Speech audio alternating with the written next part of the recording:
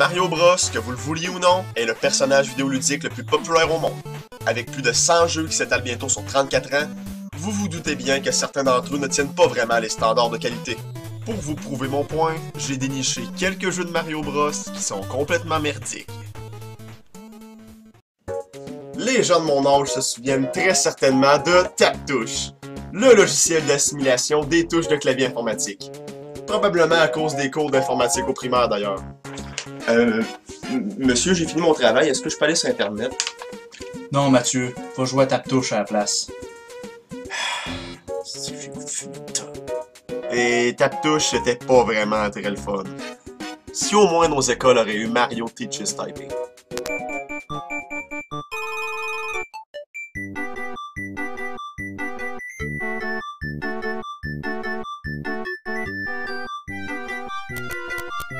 Mario Teaches Typing est développé par Interplay et sorti pour MS-DOS en 1991. Et oh my god que Todd a de l'air d'apprécier son apparition dans ce jeu-là. Ou peut-être qu'il capote un peu à cause qu'ils ont oublié de lui mettre une main. Il me fait penser à Martin Deschamps. Y a vraiment rien à dire sur Mario Teaches Typing, à part what the fuck! Faites juste écouter, vous allez comprendre.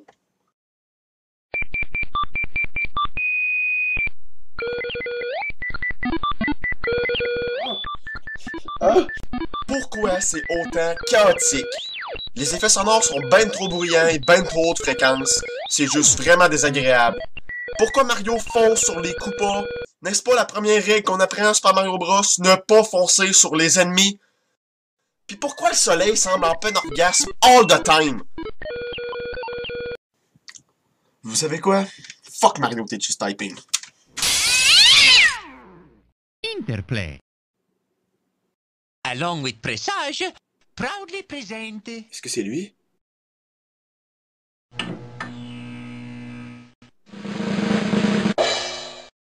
Mario's Game Gallery.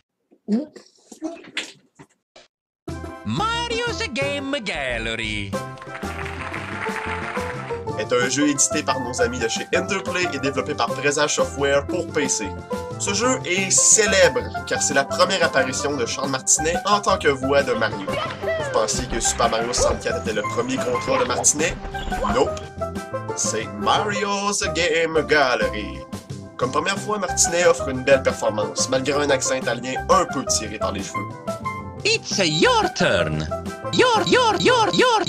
Dans ce jeu, vous affrontez Mario à différents jeux de société populaires, soit les dames, le backgammon, les dominos, la pêche, ainsi qu'une version du Yahtzee. Yahtzee! Les jeux sont très bien représentés, mais sans plus. Pour faire court, Mario Games Gallery n'est pas tellement un bon jeu. C'est juste 5 classiques du jeu de société mal adapté à l'univers du personnage. Et je soupçonne aussi d'avoir utilisé Mario comme mascotte pour faire mousser les ventes. That's going on the excuses line. Looks like a Mario win this time. Hey, how about another game with me? Oh non Mario, je dois retourner à la pizzeria, voir papa et maman, et sista pasta, et spaghetti sauce tomate.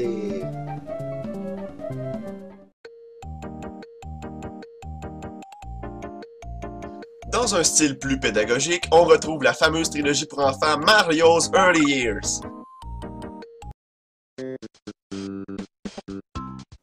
Comme vous aurez pu le constater, les Mario Early Years sont des jeux éducatifs adressés aux enfants de moins de 6 ans. Et dans cette optique, ils font une très belle job. Fun with Numbers vous apprend à compter, Fun with Letters vous apprend à parler en anglais, et Preschool Fun vous apprend à avoir du fun préscolaire, je pense. Vous vous dites sûrement que j'y vais un peu fort pour les ranger dans la catégorie des jeux de Mario merdiques. C'est quand même des jeux adressés aux enfants de moins de 6 ans. Mais voyons donc! J'adore les Mario Early Years! C'est mes jeux préférés! J'aime vraiment tout de ce jeu-là!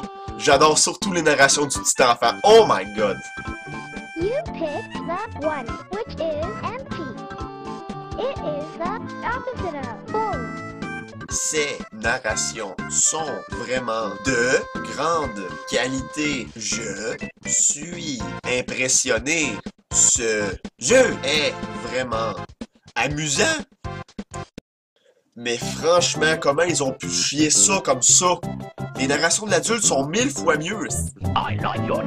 C'est quoi, l'enfant de 4 ans qu'ils ont engagé savait pas lire? Probablement. Mais bon, je comprends que tout ceci n'était qu'une question de limitation technique de l'époque. Au nombre de voice samples que ces jeux-là contiennent, c'était sûrement moins encombrant de les faire par petits bouts. Dommage que ça ait l'air autant retardé. Les graphismes, tant qu'à eux, sont de tout aussi mauvaise qualité que les narrations. Ils sont laids, sans aucun style propre à la série Mario. On dirait qu'en ajoutant beaucoup de narration, ils ont dû couper dans la qualité d'image. C'est assez ironique de rendre les graphismes à chier pour pouvoir placer des narrations tout aussi à chier. Et qu'est-ce qu'ils ont fait à Yoshi? Bon, je crois que j'ai assez bâché les Mario Early Years comme ça. Après tout, c'est juste des jeux éducatifs pour les 6 ans et moins. Maintenant, allons voir un jeu qui a dû briser le cœur de beaucoup d'enfants. Mario's Time Machine. Imaginez que vous êtes un enfant de 8 ans en 93. Mario, c'est votre idole. Vous vivez pour fucking Mario Bros. Vous jouez à Super Mario World à tous les jours, c'est le meilleur jeu que vous avez jamais joué. Un jour, au magasin, vos petits yeux d'enfant naïf aperçoivent ceci. La machine du temps de Mario. Vous vous dites, oh my god! Mario qui voyage dans le temps, ça semble tellement cool! Ça doit être l'aventure ultime de Mario à travers le temps!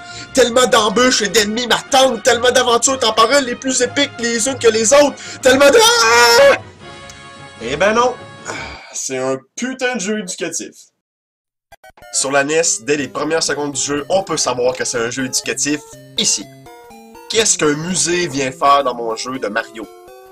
Surtout pas m'amuser, en tout cas. M'amuser. La pognez-vous? Non? Ah, pis fuck. J'ai précisé que ce jeu-là était sur NES parce qu'il existe 3 versions de ce jeu-là. Il existe aussi la version sur Super Nintendo et MS-DOS. Ok, non, en fait, c'est pas les vraies versions, c'est NHL 2005 et Banjo-Kazooie. Es-tu content? Ces deux versions sont sensiblement la même chose. La seule différence majeure est que la version du MS-DOS est un point and click. Mais je vais me concentrer sur la version du Super Nintendo vu que c'est probablement la plus connue. Le jeu commence avec Bowser qui nous apprend qu'il a volé toutes les plus belles pièces de l'histoire pour mettre dans son musée.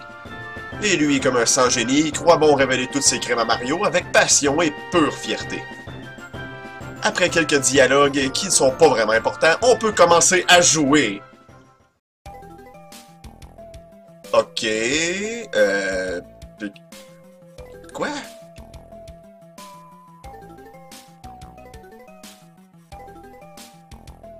Qu'est-ce qu'il faut... Ah... Oh, désolé, il fallait que je fasse sur X. Bon, maintenant qu'on a la pomme, je suppose qu'il faut aller dans la porte...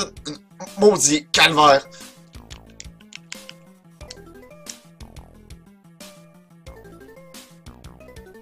Un questionnaire. Non, je fais pas de questionnaire aujourd'hui, là. Pourquoi ce jeu doit être aussi chiant? 30 secondes de gameplay, là. La seule action que j'ai faite en tant que Mario, c'est prendre une pomme. Puis là, vous me demandez de faire un questionnaire qui pourrait m'apprendre des choses? Un enfant veut combattre des ennemis, attraper des power-ups, faire des trucs que Mario fait, quoi! Pas passer un examen! Est-ce que ceux qui ont développé ce jeu-là ont déjà été des enfants? Bon, je vais conclure cela rapidement. Le questionnaire est très important puisque vous aurez besoin des informations qu'il donne pour remonter correctement dans le temps. Mais le voyage dans le temps ne se fait pas sans épreuve. Mario doit d'abord surfer vers le passé. Étrange. Une fois dans le passé, vous parlez à un tas de gens pour retrouver à qui votre objet du passé appartient. Et pour être franc, j'ai complètement décroché à ce moment-là. Mario's Time Machine est vraiment ennuyeux. Il rend pas l'apprentissage fun du tout. Au contraire. Laissons tomber les jeux éducatifs si vous le voulez bien, parce que apprendre, c'est vraiment pas cool. Allons maintenant voir les jeux de Mario qui avaient pour but de nous divertir, mais qui ont raté le shot ben raide. Sur Game Boy et Super Nintendo, on retrouve les Mario Picross. Le Picross est, shout-out à Wikipédia, un jeu de réflexion solitaire qui consiste à découvrir un dessin sur une grille en noircissant des cases d'après des indices logiques laissés sur le bord de la grille. Merci à toi, Wikipédia. Le premier étant sorti en 1995, c'est la première adaptation du Picross en jeu vidéo. Et c'est un excellent jeu de réflexion. Mais encore une fois, Nintendo a cru bon mettre Mario à l'affiche pour faire mousser ses ventes. Sachant que le Picross était très populaire à cette époque-là, le jeu se serait très bien vendu sans Mario. Et l'apparence de Mario change vraiment rien au gameplay, je l'ai même trouvé vraiment stupide avec son chapeau. La seule chose intéressante dans ce jeu-là, c'est la musique.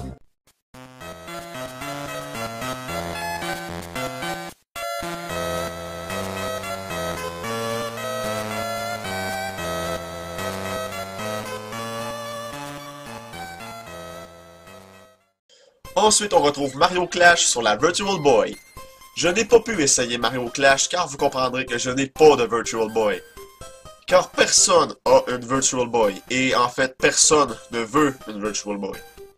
J'ai donc essayé de le trouver en ROM pour jouer sur émulateur, je l'ai même pas trouvé. Je me suis alors dit que la vie voulait vraiment pas me laisser jouer à Mario Clash. C'est sûrement un signe. Alors comme pour Mario Games Gallery, j'ai dû me fier à la magie de la vidéo en ligne. Et j'ai nommé YouTube. Mario Clash est vraiment un jeu particulier. J'ai pas vraiment réussi à décrire son genre, mais je peux vous dire que c'est dans le même style que Mario Bros l'original. Tout ce que vous accomplissez, c'est sauter sur l'ennemi pour le lancer sur un autre. That's it. C'est ça le jeu. Have fun, kids! Mario Clash est vraiment un downgrade dans son genre. Même le Mario Bros original est plus excitant à regarder. Mario Clash est juste lent, ennuyeux, vraiment pas challenging. La palette de couleurs rouge de la Virtual Boy est vraiment désagréable à regarder. Oh my god. Bref, tenez-vous loin de Mario Clash. Mesdames et messieurs, nous en sommes rendus à ce point. Il reste qu'un jeu à regarder. La crème de la crème des mauvais jeux de Mario Bros. J'ai nommé Hotel Mario. Hotel Mario est un jeu de puzzle développé par Fantasy Factory pour la Philips CDI. L'histoire derrière tout ça est qu'après un partenariat avec Sony qui n'a pas marché, Nintendo s'est tourné vers Philips pour créer une périphérique de CD-ROM pour leur Super Nintendo. Le projet du périphérique fut finalement annulé, mais Philips détenait encore les droits de certains personnages de Nintendo comme Mario. Hotel Mario en est le résultat. Mais bon, ce jeu-là peut pas être aussi mauvais que les autres jeux qu'on a vus avant, hein? Ou peut-il l'être? Je comprends pourquoi ce jeu a autant de mauvaises critiques. Après tout, le seul but du jeu est de fermer toutes les portes pour accéder à l'autre niveau, et encore fermer d'autres portes pour accéder à l'autre niveau, et encore fermer des portes. C'est un grand cycle qui se répète encore et encore. Avec une histoire pas très originale, des mauvais contrôles et un concept aussi inoffensif que celui-ci, pas surprenant qu'Hotel Mario soit un des plus mauvais jeux de Mario jamais créés. Mais ce qui a fait la triste renommée de Hotel Mario, ce sont ses cinématiques. Oh my god. Ces cinématiques.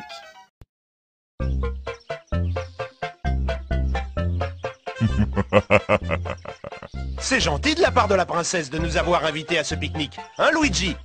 J'espère qu'elle a fait plein de spaghettis. Hein? Luigi, regarde. C'est Bosworth qui nous écrit. Bosworth, Cher comment ils ont pu Colombier, manquer ça, sérieux? Les Koopalignes et moi sommes maintenant les maîtres du royaume des champignons. J'ai invité la princesse à rester dans un de mes 7 hôtels de Koopa. Pour toujours.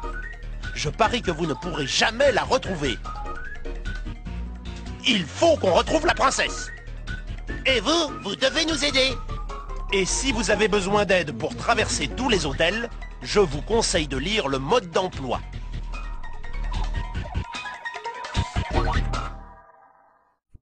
Merci Mario, j'y avais pas pensé!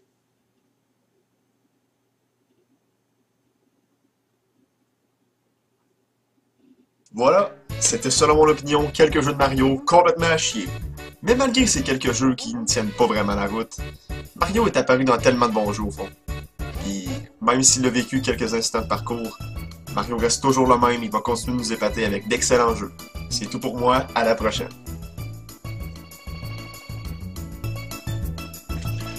Je vous remercie énormément d'avoir regardé mon vidéo, ça représente beaucoup pour moi.